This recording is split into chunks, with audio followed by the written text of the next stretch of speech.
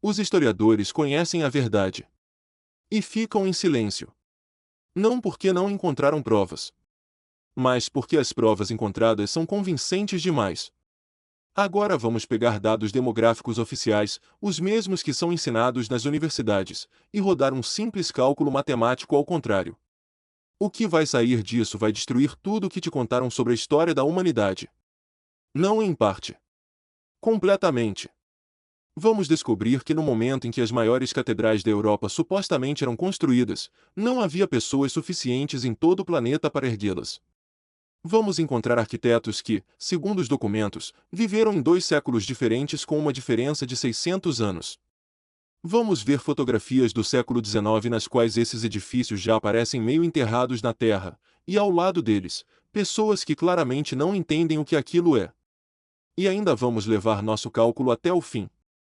Até o ponto aonde os historiadores com calculadora na mão deliberadamente se recusam a chegar. E lá nos aguarda um número que vai te deixar genuinamente desconfortável. Isso não é teoria da conspiração. É aritmética. Capítulo 1. E se a história estiver mentindo? Imagine que tudo o que te contaram sobre a história da humanidade não é bem verdade. Não uma pequena imprecisão, não uma data esquecida, mas uma mentira sistemática e fundamental. Parece teoria da conspiração? Tudo bem. Então vamos verificar isso com matemática. Vamos começar com um lugar específico. França, cidade de Reims. Aqui está uma construção que, à primeira vista, literalmente se recusa a caber na cabeça. A Catedral de Reims. As abóbadas de pedra sobem tão alto que o pescoço cansa de olhar para cima. A fachada não é apenas uma parede, é uma enciclopédia em pedra, milhares de esculturas, cada uma delas uma obra de arte independente. As proporções são tão calculadas que o edifício parece leve, apesar de pesar milhões de toneladas. Isso não é um edifício. É uma sinfonia petrificada. E aí a história oficial nos oferece a seguinte explicação. A construção começou em 1211. A catedral foi erguida em cerca de 80 anos. Sem eletricidade. Sem guindastes. Sem cálculos computadorizados. Sem caminhões. A única força de tração eram cavalos. As ferramentas principais eram martelo e cinzel. Pare por um segundo e imagine esse mundo de verdade. Não de forma abstrata, mas concreta. Pessoas com roupas grosseiras, vivendo em casas frias, escrevendo à luz de velas, sem medicina básica. E essas mesmas pessoas, em paralelo, na mesma realidade, desenvolviam soluções arquitetônicas que até hoje deixam engenheiros modernos intrigados. Erguiam estruturas que ficariam de pé por 8 séculos sem uma única rachadura. E faziam tudo isso mais rápido do que alguns arranha-céus modernos são construídos hoje. Faça a si mesmo uma pergunta simples: como isso é possível? Nos pedem para acreditar que a habilidade construtiva na Idade das Trevas havia sido levada à perfeição absoluta, enquanto todo o resto, medicina, ciência, logística, agricultura, estava em estado embrionário. O resultado é uma imagem estranha. Numa mesma civilização coexistem pessoas que não sabem tratar uma infecção simples e pessoas que calculam a carga sobre uma abóbada em arco com uma precisão impossível sem matemática superior. Mas vamos parar de ficar apenas na admiração ou no ceticismo. Vamos entrar por outro lado, aquele onde verificar os fatos é bem mais fácil. O lado da logística prática. Construir uma catedral é antes de tudo movimentar uma quantidade colossal de material, milhões de toneladas de pedra. Essa pedra precisava ser extraída em algum lugar, processada de alguma forma e entregue até o local. Onde ficavam as pedreiras? Como os blocos eram trabalhados com precisão milimétrica sem nenhum tipo de máquina? De que forma blocos de pedra de várias toneladas eram transportados por dezenas, às vezes centenas de quilômetros por estradas de terra? E agora o mais interessante. As crônicas históricas desse período estão completamente em silêncio sobre esses detalhes. Não há nenhum registro de grandes rotas de transporte. Não há menção aos milhares de trabalhadores que precisavam ser alimentados, vestidos e alojados por anos. Não há descrições de cadeias logísticas que em complexidade rivalizariam com operações militares modernas. A história simplesmente nos joga uma data, 1211, e sugere que inventemos o resto por conta própria. E é aqui que começa o mais importante. A Catedral de Reims não é uma exceção. A mesma pergunta pode ser feita sobre centenas de outras construções por toda a Europa. O mesmo paradoxo, a mesma lacuna na lógica, o mesmo vazio onde deveriam estar documentos, cálculos e testemunhos. Isso não é coincidência. É um padrão. E para entender o que está por trás dele, precisamos olhar mais de perto para os detalhes que os historiadores preferem não notar. Vamos começar com uma coincidência muito estranha que se repete com tanta frequência que já não pode mais ser chamada de coincidência. Quase toda grande catedral de pedra tem uma característica em comum em sua biografia. E ela está ligada ao fogo. Capítulo 2. O paradoxo tecnológico, a idade das trevas contra a perfeição em pedra. Antes de falarmos sobre o fogo, vamos fixar algo que já foi dito, mas que ainda não foi plenamente assimilado. Porque a escala do paradoxo tecnológico é realmente impressionante, e merece uma conversa à parte. Vamos pegar uma tarefa de engenharia específica. A abóbada gótica. Não é apenas um teto bonito. É um sistema complexíssimo de redistribuição de carga, no qual cada pedra trabalha sob a pressão das pedras vizinhas. Se o cálculo estiver minimamente errado, a estrutura desaba. Para projetar corretamente essa abóbada, é preciso entender mecânica vetorial, conhecer as propriedades do material sob carga e saber modelar a distribuição do peso em 3 dimensões. Hoje usamos softwares especializados para isso. No século XIII, se acreditarmos na história oficial, isso era feito na cabeça ou num pergaminho com pena de ganso. Continuemos. Os vitrais da Catedral de Reims não são simplesmente vidros em moldura de chumbo. São um produto quimicamente complexo, vidro colorido que exige proporções exatas de óxidos metálicos, temperaturas específicas de queima e controle total sobre o processo de fusão. A metalurgia e a vidraria medievais supostamente estavam em um nível extremamente primitivo, no entanto, o resultado que está diante de nós exige muito mais. Agora sobre a escala. Só para a Catedral de Reims foram necessárias cerca de 300.000 toneladas de calcário. A pedreira mais próxima ficava a aproximadamente 30 quilômetros. Sem trilhos. Sem transporte motorizado. Por estradas de terra que na época das chuvas se tornavam um lamaçal intransponível. E cada bloco precisava não apenas ser trazido, mas também içado, até 40 metros de altura. Quantas pessoas isso exigia? Os historiadores falam em algumas centenas de mestres e milhares de trabalhadores braçais. Mas mesmo aceitando esse número, surge a questão da organização.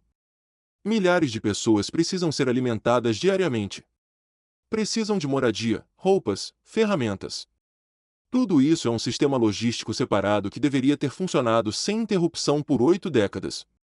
E sobre esse sistema, nenhuma palavra nas crônicas. Mas o mais estranho não é nem isso. O mais estranho é que esse nível tecnológico não deixou nenhum rastro no desenvolvimento da civilização. Normalmente não é assim que funciona.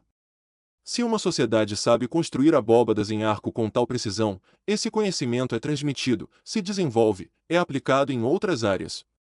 Aparecem escolas, tratados, tradições. Mas nada disso existe. Há apenas os edifícios. Enormes, perfeitos, inexplicáveis. Como se alguém tivesse colocado essas construções no lugar e desaparecido. E as pessoas que vieram depois simplesmente começaram a usá-las. Esse pensamento por enquanto soa como suposição. Mas à medida que formos analisando os próximos detalhes, ele vai parecer cada vez mais a única explicação lógica. Porque o próximo ponto a observar são as pessoas a quem oficialmente se atribui a autoria dessas obras-primas. Ou melhor, o quanto suas biografias se revelam fantasmagóricas quando examinadas de perto. Capítulo 3. Arquitetos fantasmas, nomes sem biografias. A história gosta de nomes. Nomes criam a ilusão de concretude. Há uma data, há um edifício, há um nome, então está tudo claro, tudo documentado, sem perguntas. É assim que funciona a versão oficial da construção das grandes catedrais. Vamos pegar a Catedral de Reims. Nos apresentam o arquiteto, Jean. Soa convincente. Uma pessoa concreta, um nome concreto. Mas basta puxar esse fio, e ele começa a se desenrolar rapidamente no vazio. Quem é esse Jean? Onde nasceu? Onde estudou? Com quem aprendeu seu ofício? Onde estão seus manuscritos, desenhos, cálculos? Onde estão seus alunos, que deveriam ter dado continuidade à tradição? Onde está a escola de arquitetura que ele, um homem de talento claramente único, deveria ter fundado ou onde deveria ter ensinado? A resposta é a mesma para cada uma dessas perguntas: nada. Menções vagas. Referências a outros projetos que só confundem mais a situação. E um fato completamente inexplicável: a esse mesmo homem é atribuída a participação na construção de obras fundadas no século VI. Ou seja, o intervalo cronológico entre seus projetos é de 600 anos. Isso não é a biografia de um arquiteto. É a biografia de um personagem mitológico. Ou, para falar diretamente, é um nome inserido na história depois dos fatos para fechar um vazio inconveniente. Pense por que isso seria necessário. Se um edifício existe, ele precisa ter um construtor. Se o construtor é desconhecido, a história parece incompleta, suspeita. Então um nome precisa ser inventado. Ou pegar uma pessoa real de uma época posterior, melhor documentada, e cuidadosamente anexá-la à data necessária. E isso não é um caso isolado. O mesmo padrão se repete com dezenas de arquitetos aos quais se atribui a autoria de grandes edifícios medievais. As biografias ou estão completamente ausentes, ou contêm inconsistências cronológicas que é impossível explicar racionalmente. Ou a mesma pessoa supostamente trabalhou em 2 séculos diferentes. Ou sobre ela se sabe exatamente o suficiente para que a história pareça plausível, e nenhuma palavra a mais. Os historiadores explicam isso de forma simples: documentos perdidos, crônicas incompletas, a Idade Média registrava mal os nomes das pessoas comuns. Isso soa razoável, até o momento em que se percebe que não estamos falando de pessoas comuns. Estamos falando daqueles que supostamente criaram os maiores objetos de engenharia de seu tempo. Essas pessoas são lembradas. Sobre essas pessoas se escreve. Seus nomes se tornam lendas. Se isso não aconteceu, significa que ou eles nunca existiram, ou sua história real é completamente diferente daquela que nos contam. É exatamente nesse ponto que todos os detalhes dispersos começam a se encaixar em um quadro único. Tecnologias impossíveis sem documentação. Arquitetos sem biografias. E mais um detalhe: aquela história sobre o fogo que com suspeita regularidade aparece no início de cada crônica construtiva. Capítulo 4. A lenda do fogo. Incêndios convenientes demais. Se você começar a estudar a história de origem das grandes catedrais europeias uma a uma, muito rapidamente vai notar algo estranho. Não na arquitetura, não nas datas, no enredo. A maioria desses edifícios tem uma característica em comum em sua biografia que se repete com tal regularidade que já não pode ser atribuída ao acaso. Quase toda a grande catedral de pedra tem uma história de que antes, naquele local, havia outro edifício. Mais antigo. Mais modesto. Geralmente de madeira. E esse predecessor foi destruído pelo fogo. Exatamente após o incêndio é que começava a construção grandiosa da obra-prima de pedra. A Catedral de Reims não é exceção. Nos dizem que ela foi erguida no lugar de uma igreja anterior, destruída pelas chamas exatamente um ano antes do início da construção do edifício atual. Coincidência? Talvez.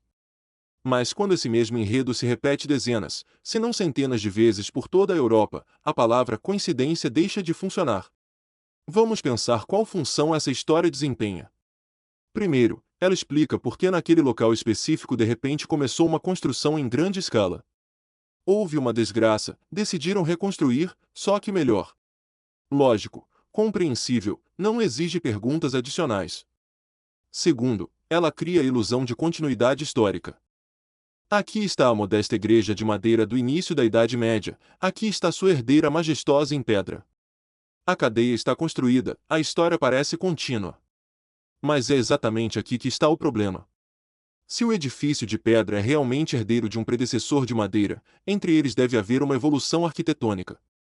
Primeiro formas simples, depois mais complexas, depois, a perfeição. É assim que qualquer progresso tecnológico funciona. Mas não vemos nenhuma evolução. Vemos um salto instantâneo do primitivo para o perfeito. Como se um celeiro de madeira de repente se transformasse numa sinfonia de pedra sem nenhuma etapa intermediária.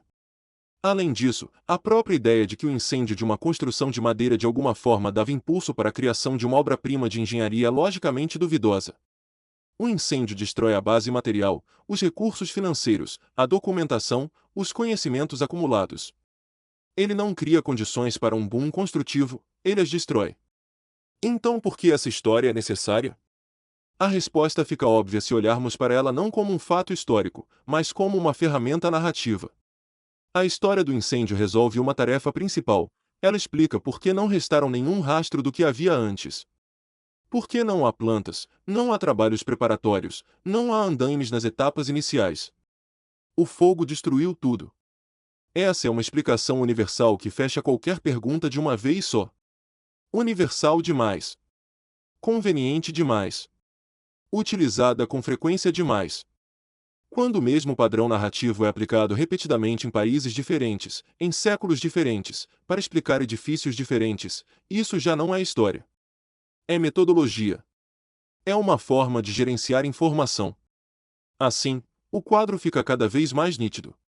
Tecnologias que não deveriam existir. Arquitetos que na prática não existiram. E lendas sobre incêndios que fecham todas as perguntas antes que possam ser feitas. Tudo isso são indícios indiretos. Importantes, convincentes, mas ainda indiretos. Até agora trabalhamos com lógica e crônicas históricas.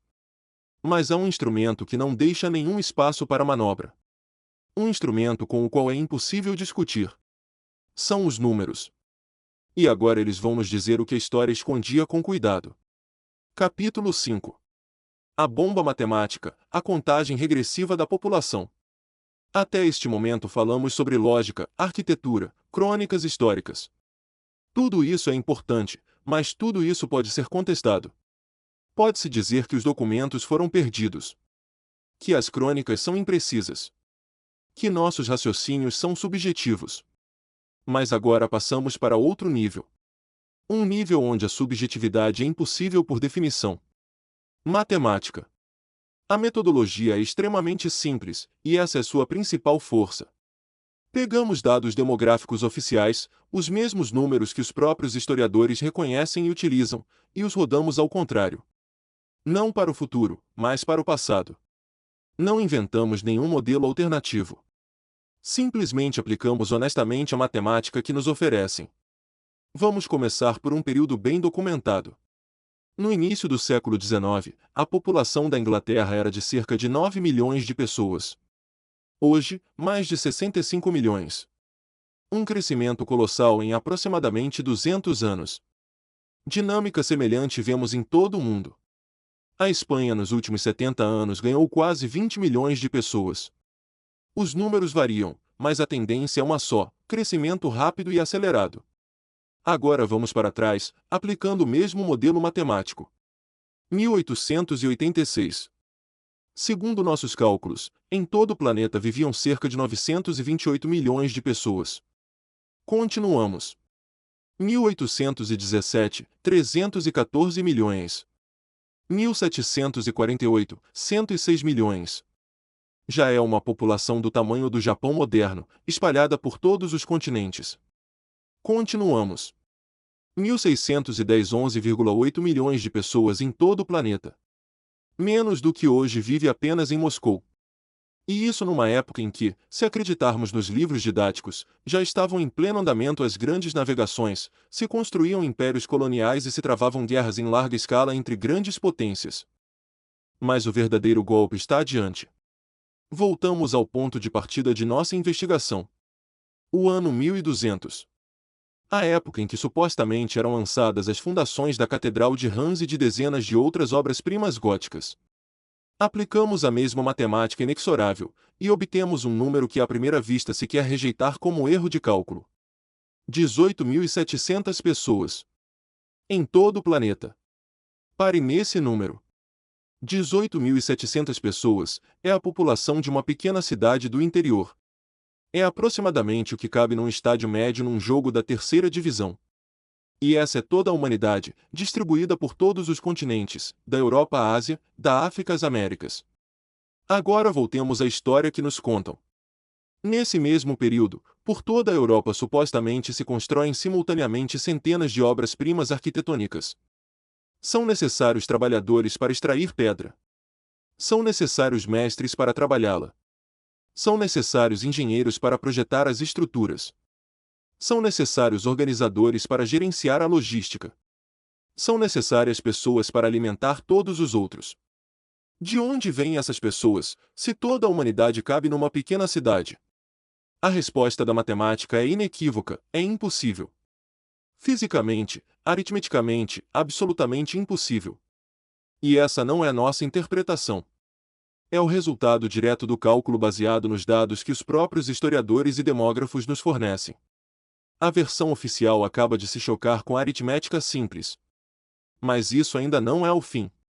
Porque se continuarmos essa contagem regressiva para frente, para mais fundo nos séculos, chegaremos a um número que vai virar tudo de cabeça para baixo definitivamente.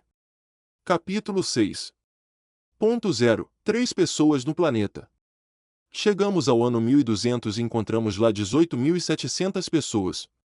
Isso já é um absurdo do ponto de vista da história oficial. Mas vamos não parar. A mesma matemática, a mesma velocidade de redução. Continuamos. O ano 1000 da nossa era. 900. 800. Os números somem a cada passo, como um pedaço de gelo sob o sol de verão. A humanidade nessa escala se torna cada vez mais fantasmagórica. Sua presença no planeta se aproxima do erro estatístico. E chegamos ao limite. O ano 600 da nossa era. A matemática, baseada nos dados demográficos oficiais, pronuncia seu veredicto final e implacável. 3 pessoas. Em todo o planeta Terra, 3 pessoas. Não é uma metáfora poética. Não é um arredondamento. É o resultado aritmético direto, obtido a partir de dados oficiais sobre as taxas de crescimento populacional. 3 pessoas no ano 600 da nossa era. Aqui é necessário parar e reconhecer honestamente o óbvio: isso é absurdo. Literalmente 3 pessoas no planeta, isso, é claro, não é o que havia na realidade. A humanidade existia muito antes do ano 600, e isso é confirmado por milhares de fontes independentes, da genética à arqueologia. A Roma antiga, a Grécia, o Egito, tudo isso são civilizações reais que deixaram rastros reais. Mas é exatamente aqui que começa o mais importante. Se a matemática não mente, e ela não mente, ela trabalha com os números que nos deram, mas ao mesmo tempo seu resultado é claramente absurdo, então isso significa apenas uma coisa. A premissa inicial está errada. E a premissa era: a história da humanidade é um processo contínuo e suave de crescimento populacional sem nenhuma ruptura catastrófica. Nosso modelo quebra, e isso em si é uma prova. Prova de que em algum ponto dessa linha do tempo aconteceu algo que não se encaixa no modelo de crescimento suave. Algo que mudou radicalmente a dinâmica demográfica. Algo tão grandioso que deixou rastros na própria matemática. Em outras palavras, o cálculo nos diz: num passado relativamente recente ocorreu um evento que praticamente zerou a população do planeta. Um cataclismo global. Um grande reinício. Um ponto de ruptura entre o mundo que existia e o mundo que existe. É exatamente por isso que o modelo se comporta como se comporta. Ele não consegue olhar além do horizonte dessa catástrofe. Ele tenta extrapolar do mundo após a ruptura para o mundo anterior a ela, e obtém um nonsense. Porque são 2 mundos diferentes com histórias demográficas diferentes. E assim que aceitamos essa ideia, não como ficção, mas como hipótese de trabalho, todos os enigmas que encontramos antes de repente começam a se encaixar num quadro lógico único. Por que as catedrais não têm documentação construtiva? Porque ela não foi perdida, ela nunca existiu em nosso período histórico. Por que os arquitetos são fantasmas? Porque os verdadeiros criadores viveram em outra época, e os nomes foram atribuídos a eles depois dos fatos. Por que as tecnologias desapareceram sem deixar rastro? Por que não foram perdidas, elas foram embora junto com a civilização que as criou. Mas se isso é assim, se os edifícios realmente são herança de algum mundo anterior, devem existir vestígios. Evidências materiais, visíveis, incontestáveis. E elas existem. Parte delas foi registrada ainda no século XIX, em fotografias que hoje dizem muito mais do que pareciam dizer na época. Capítulo 7. O Grande Reinício, a civilização antes de nós. O século XIX presenteou a humanidade com a fotografia. E junto com ela, por acaso, sem intenção, nos deixou testemunhos que hoje têm uma aparência completamente diferente da que tinham para quem os registrou. Olhe para as fotografias dos anos 40, 50, 60 do século XIX. Nelas estão registradas as mesmas catedrais e templos antigos sobre os quais falamos. Mas preste atenção não na arquitetura, mas no contexto. No que está ao redor dos edifícios. Primeiro, muitas dessas construções estão parcialmente soterradas. O nível do solo ao redor delas é significativamente mais alto do que deveria ser em edifícios que supostamente acabaram de ser construídos ou estavam em uso ativo. Essa é uma característica típica de objetos que ficaram de pé por muito tempo e foram gradualmente se afundando na camada cultural como resultado de algum processo natural em grande escala. Segundo, o contraste entre os edifícios e as pessoas nessas fotografias é colossal. Pessoas em roupas simples, carroças puxadas por cavalos, estradas de terra. O nível tecnológico dessas pessoas é primitivo mesmo para os padrões da época. E ao lado delas estão construções cuja complexidade de engenharia supera tudo que essas pessoas eram capazes de criar. Essas não são fotos de construção. São fotos de ocupação. As pessoas nessas imagens não constroem, elas habitam, estudam, adaptam para suas necessidades o que encontraram. Elas são como habitantes de um mundo pós-apocalíptico, descobrindo o legado de seus predecessores. Mas há ainda outro testemunho, espalhado pelo mundo inteiro e muito mais eloquente do que as fotografias. São os símbolos. Por todo o mundo, da Europa à Ásia, do Oriente Médio à América do Sul, nas fachadas de edifícios antigos encontramos as mesmas imagens.